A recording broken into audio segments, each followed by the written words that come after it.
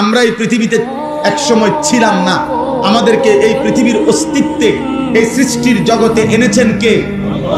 এরপরে মায়ের পেট থেকে যখন আমরা বের হলাম, এরপরে আল্লাহ তাআলা আমাদের লালন পালনের দায়িত্ব নিছেন কোন বছর থেকে? 4 বছর থেকে, 2 বছর বয়স থেকে। কখন থেকে? অস্তিত্বের প্রথম মুহূর্ত থেকে। অস্তিত্বের কোন দিন থেকে?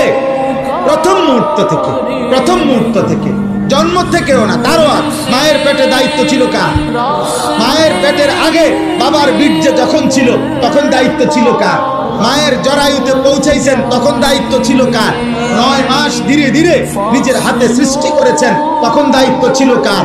মাটির অস্তিত্বের মধ্যে আমরা ছিলাম, মাটি থেকে আমাদেরকে সৃষ্টি করেছে, তো মাটির অস্তিত্বে আমাদেরকে সংরক্ষণ করেছেন, তখন দায়িত্ব ছিল কার? আল্লাহর। আল্লাহর।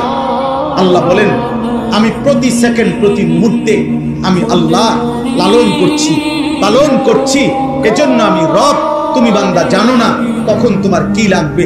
রোদ, বৃষ্টি, আলো, বাতাস, রাত, দিন, সকাল, দুপুর, ঠান্ডা, গরম, সুস্থতা, স্বাস্থ্য, যৌবন, শিশু, বৃদ্ধ, হাসি, কান্না, আনন্দ, বেদনা, আহার, নিদ্রা, সব আমি দিছি। অতএব এত কিছুর বিনিময়ে যদি আমি আল্লাহ আমার নামটা তোমার জবানে না শুনি, আমার সেজদাটা যদি আমি না পাই, এর চাইতে বড় অকৃতজ্ঞতা, এর চাইতে বড় সীমা লঙ্ঘন, এর চাইতে বড় গাদ্দারি আর কি হইতো? বলো না বাবা, এর চাইতে বড় গাদ্দারি আর কি হইতে পারে?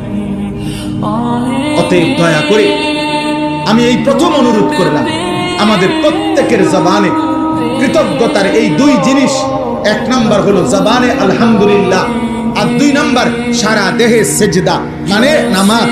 এটা কৃতজ্ঞতার সর্বশ্রেষ্ঠ মাধ্যম।